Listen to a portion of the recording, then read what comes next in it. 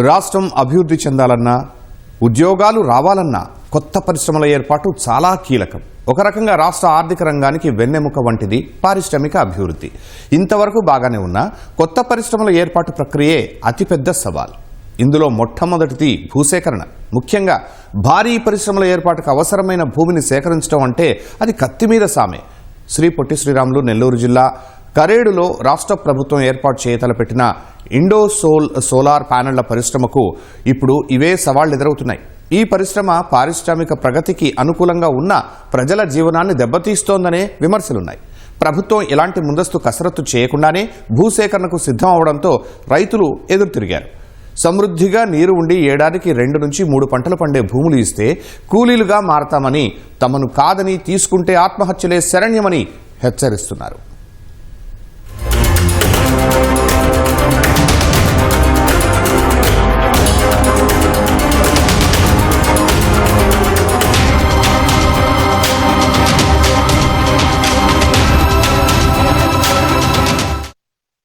పరిశ్రమల ఏర్పాటును ఎవరూ కాదనరు. అభివృద్ధికి, ఉపాధికి బాటలు వేసే కొత్త పరిశ్రమలు వస్తున్నాయంటే అందరికీ సంతోషమే. కానీ దానికోసం వేలాది మంది జీవితాలను దెబ్బతీసి వారి కన్నీటికి కారణమైతే ఆ సంతోషానికి అర్థమే లేదు. శ్రీ పొట్టి శ్రీరాములు నెల్లూరు జిల్లా ఉలవపాడు మండలం కరేడు ప్రాంతంలో రాష్ట్ర ప్రభుత్వం ఏర్పాటు చేయ తలపెట్టిన సోలార్ ప్యానెళ్లు, ఇతర ఉపకరణాల తయారీ, ఇంధన ప్రాజెక్టుల ఏర్పాటు విషయంలో అదే జరుగుతోంది. రాష్ట్ర ప్రభుత్వం ఎలాంటి కసరత్తు చేయకుండానే భూసేకరణ ప్రక్రియ ఆరంభించడంతో రైతులు ఎదురు తిరిగారు. ఈ నెల 11న కరేడు గ్రామంలో భూసేకరణకు అధికారులు గ్రామ సభ నిర్వహించగా ఇచ్చేది లేదని తిరగబడ్డారు. వేలాది మందికి జీవనాధారమైన భూములను 1 ఎకరము కేటాయించేందుకు వీల్లేదని స్పష్టం చేశారు. భూమి కూడా ఇవ్వమని ఈ గ్రామంలో ఉన్నటువంటి రైతాంగం మొత్తం కూడా ముక్త కంఠంతో చెబుతున్నారు. భూమి ఇచ్చేవాళ్లే కాదు, భూములకు సంబంధించి భూమి మీద ఆధారపడి జీవించేటువంటి వేలాది కుటుంబాలున్నాయి. వాళ్ళు వీధులు పాలవుతారు. ప్రభుత్వం తీసుకొచ్చినటువంటి 43వ జీవోని వెనక్కి తీసుకోవాలి, నోటిఫికేషన్ వెనక్కి తీసుకోవాలి. లేని పక్షంలో రైతుల ఉద్యమం వివిధ రూపాల్లో ప్రభుత్వానికి గట్టిగా బుద్ధి చెబుతాం. గతంలో సోలార్కి చేవూరు దగ్గర భూములు ఇచ్చారు. ఈరోజు చేవూరు దగ్గర భూములకు కూడా నష్టపరిహారం సోలార్ నుంచే ఇచ్చిన డబ్బులే. కానీ ఈరోజు మళ్ళీ ఇక్కడున్న రైతుల మధ్య, ప్రజల మధ్య గొడవలు పెట్టాలని చెప్పి కరేడు ప్రాంతంలో 8,000 ఎకరాలని సోలార్కి ఇస్తామని ప్రభుత్వం చెప్పడంలోనే దాని యొక్క కుట్ర దాగుందని చెప్పి మేము స్పష్టంగా భావిస్తా ఉన్నాం. గ్రామ ప్రజల యొక్క ఆమోదం లేకుండా ఏ పని కూడా ముందుకు సాగుతుంది. ప్రభుత్వానికి మంచిది కాదు. ఎక్కడ కూడా ఇండస్ట్రియల్ డెవలప్మెంట్ అంటే ప్రజానికము హర్షిస్తారు. కానీ రైతుల్ని ఒక శవాల మధ్యగా తయారు చేసి వాళ్ళ భూములు బలవంతంగా లాక్కొని అక్కడున్న గ్రామాల్లో సస్యశ్యామలుగా పండే పంటలని నిర్వీర్యం చేసేసి ఆ కుటుంబాలను బజారు చేస్తే వాళ్ళ శవాల మీద పేలాలు వేరుకునే విధంగా ఇండస్ట్రీస్ అవతారం ఉంటుంది. ఉమ్మడి ప్రకాశం జిల్లా తీర ప్రాంతం పరిశ్రమల ఏర్పాటుకు అనుకూలం. ఎగుమతి దిగుమతులకు వీలుగా నెల్లూరు జిల్లా రామాయపట్నంలో పోర్టు నిర్మాణం జరుగుతోంది. పోర్టు ఏర్పాటుకు అనుబంధంగా పరిశ్రమల స్థాపన కూడా ఆమోదయోగ్యమే. ఇంతవరకు బాగానే ఉన్నా ఆయా ప్రాంతాల్లో జనాభా, ఆదాయ వనరులు, జీవన విధానాన్ని బేరీజు వేసుకుని పరిశ్రమల స్థాపన చేపట్టాలి. కానీ ఇందుకు విరుద్ధంగా ఇండోసోల్ పరిశ్రమల ఏర్పాటు ప్రతిపాదనతోనే వ్యతిరేకత వ్యక్తమవుతుంది. వైకాపా పాలనలో ఆ పార్టీకి అనుకూలమైన పారిశ్రామికవేత్త విశ్వేశ్వర్ రెడ్డికి చెందిన షిరిడి సాయి ఎలక్ట్రానిక్ సంస్థకు రామాయపట్నం, కావలి మధ్యలో ఇండోసోల్ పేరుతో సోలార్ ప్యానెల్స్ తయారీ యూనిట్ కు అనుమతులు మంజూరు చేశారు. 8,348 ఎకరాల భూమి కేటాయించారు. తర్వాత వైకాపా అధికారం కోల్పోయాక ప్రాజెక్టులో కొన్ని మార్పులు చోటు చేసుకున్నాయి. కూటమి ప్రభుత్వం చేసిన ఈ మార్పులే రైతుల ఆగ్రహానికి కారణం.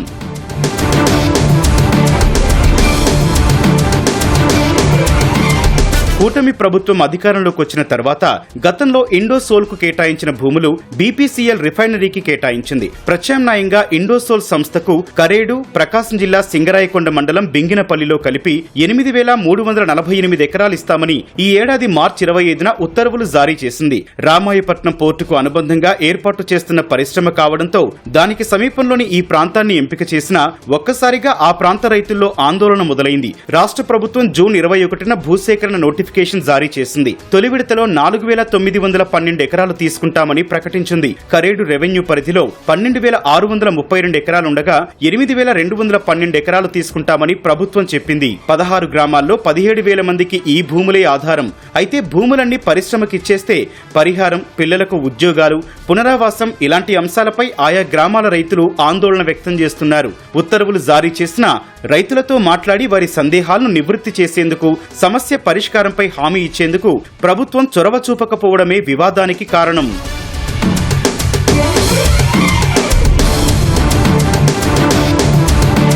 కరేడు వద్ద భూములు చాలా విలువైనవి. మార్కెట్లో ఎకరా భూమి 30 లక్షల నుంచి 50 లక్షల రూపాయల వరకు పలుకుతుంది. కౌలు కూడా ఏడాదికి ఎకరాకు 50 నుంచి 70,000 రూపాయల వరకు చెల్లిస్తారు. ప్రభుత్వ ధర మాత్రం ఎకరా 6 నుంచి 7 లక్షల లోపే ఉంది.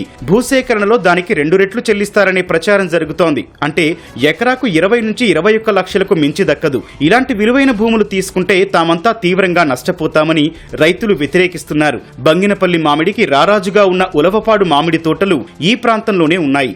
మంచి నేలసారం కావడం వల్ల ఉలవపాడు మామిడికి రుచి, కమ్మదనం, సువాసనలు వస్తాయి. అందువల్ల ఈ మామిడికి మార్కెట్లో మంచి విలువ ఉందని రైతులు చెబుతున్నారు. అలాంటి పంటలు పండే బంగారం లాంటి భూములను ఇండోసోల్ పరిశ్రమకు ఎలా ఇవ్వగలమని అక్కడి రైతులు ప్రశ్నిస్తున్నారు. ఎక్కడెందుకు పెడతాడు? మేము 2 పంటలు పండుకునే పొలం మాది. వ్యవసాయం 2 పంటలు వేసుకుంటాము, సంవత్సరానికి 2 పంటలు వేసుకుంటాము. కాకపోతే ఎక్కడ మారుమూల ప్రాంతాల్లో పెట్టాలి, అభివృద్ధి చేయాలన్నాడు. అభివృద్ధి చేయాలి, ఎక్కడ చేయాలి? అభివృద్ధి చేయాలన్నది ఎక్కడున్న పక్కన ఉన్న బోడి భూముల పొలాన్ని తీసుకెళ్ళి అక్కడ అభివృద్ధి చేయాలి. ఇక్కడ మేము పంటలు పండించుకునే పొలాన్ని వాడు అభివృద్ధి చేసేది ఏంది? మాది కనీసం 50 లక్షల రూపాయల పొలము, వాడు 10 లక్షలు ఇస్తానంటే మేము ఎలా వెళ్తాము?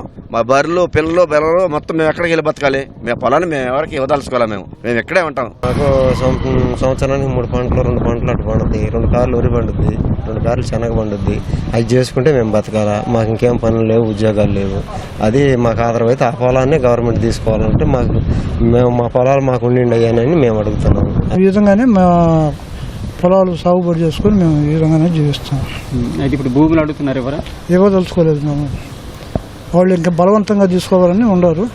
బలవంతంగా తీసుకోవాలిస్తే మా శవాల మీద వాళ్ళు భూముల ప్రాజెక్టులు అవి కట్టుకోవాలి. కరేడు ప్రాంతంలో భూమిలో 20 అడుగులు తవ్వితే చాలు తీయటి నీటి ఊటలు లభ్యమవుతాయి. నేల సారవంతంగా ఉండటంతో అక్కడి రైతులు మామిడి, వేరుశెనగ, సపోటా, వరి, చామ, కూరగాయలు వంటి పంటలను 3 కాలాలు పండిస్తారు. ఆక్వాకు అనుకూలంగా ఉండటం వల్ల హేచరీస్ కూడా ఉన్నాయి. మత్స్యకారులు వేటకు వెళ్లి జీవనం సాగిస్తారు. కరేడుకు ఆనుకుని ఉన్న 23 గ్రామాల్లో దాదాపు 25,000 మంది జనాభా ఉన్నారు. పుష్కలంగా నీరు లభిస్తూ ఉండడంతో కరువు కాటకాలు లేకుండా ప్రశాంత జీవనం సాగిస్తుంటారు. అలాంటి సమయంలో ఇండోసోల్ పరిశ్రమకు తమ భూములు తీసుకోవాలని రాష్ట్ర ప్రభుత్వం ప్రయత్నిస్తూ ఉండడంతో రైతుల్లో తీవ్ర భయాందోళనలు నెలకొన్నాయి. ఏళ్ల తరబడి వ్యవసాయమే ఆధారంగా బతుకుతున్న తాము భూములిస్తే వేరే ప్రాంతాలకు వెళ్లి కూలీల్లా బతకాల్సి వస్తుందని అంటున్నారు. తమను కాదని భూములు తీసుకుంటే ఆత్మహత్యలే మార్గమని రైతులు హెచ్చరిస్తున్నారు.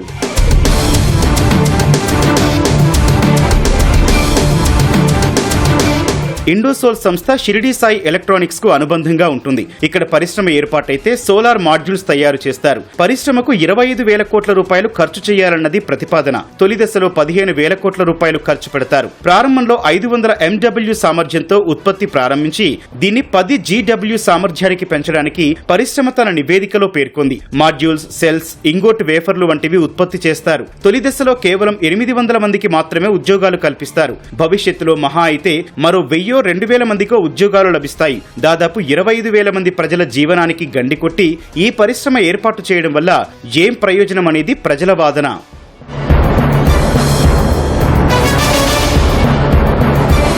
ఇండోసోల్ ప్రాజెక్టుకు వ్యతిరేకంగా కరేడు ప్రాంత రైతులంతా ఒక్కటవుతున్నారు. ఇప్పటికే 23 గ్రామాల ప్రజలు జాతీయ రహదారులపై నిరసన వ్యక్తం చేశారు. 47 మందిపై కేసులు నమోదు చేశారు. విలువైన భూములను సేకరించకుండా ఖాళీగా ఉన్న కొంత ప్రాంతంలో ఉన్న బీడు భూములు సేకరించుంటే సమస్య వచ్చేది కాదని రైతులు చెబుతున్నారు. గతంలో రామాయపట్నం, కృష్ణపట్నం పోర్టుల కోసం భూములిచ్చి నిర్వాసితులుగా మారిన వారికి ఇంతవరకు ఎలాంటి పరిహారం గాని, పునరావాసం, ఉపాధి వంటివి చూపించలేదని, ఆ బాధితులు ఇప్పటికీ ప్రభుత్వాల చుట్టూ తిరుగుతున్నారని, ఇప్పుడు ఈ భూసేకరణ వల్ల తమ బతుకులేంటని కరేడు ప్రాంత రైతులు ప్రశ్నిస్తున్నారు. నాకైతే ఏమో రైతులకు ఎవరికి ఇష్టం లేదు.